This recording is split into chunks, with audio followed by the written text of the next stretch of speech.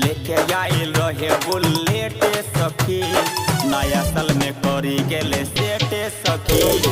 लेके आइल रहे बुलेट सखी नया साल में करी गेले सेट सखी। जी विकास मटियार कला सीतामढ़ी। लेके आइल रहे बुलेट सखी नया साल में करी गेले सेट सखी।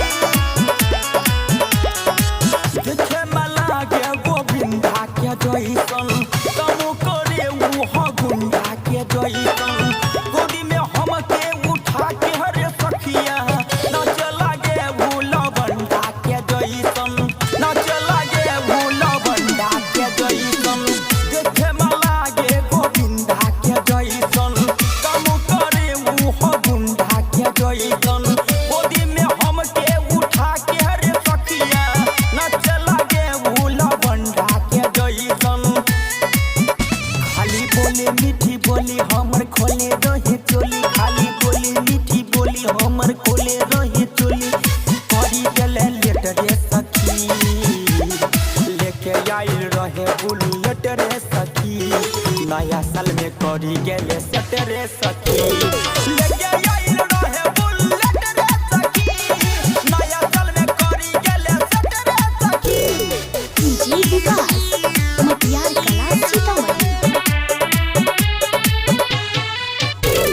लेके आइल रहे बुलेट सखी नया साल में करी गेले सेट सखी। नाम छियै राइटर रमेश रे सखिया कुमदिया केला खगेश रे सखिया राजा पवन कपिल सुबधवा देले बा हमरा के चोट रे सखिया देले बा हमरा के चोट रे सखिया। नाम छियै राइटर रमेश रे सखिया कुमदिया केला खगेश रे सखिया राजा पवन कपिल सुबधवा देने छै हमरा के चोट रे सखिया। मजा ले ले बड़ा पूरा कटहा गोविंदपुर के छौरा मजा ले ले बड़ा पूरा कटहा गोविंदपुर के छौरा देले रहे डट रे सखी। लेके आइल रहे बुलेट रे सखी नया साल के करी गेले सेट रे सखी।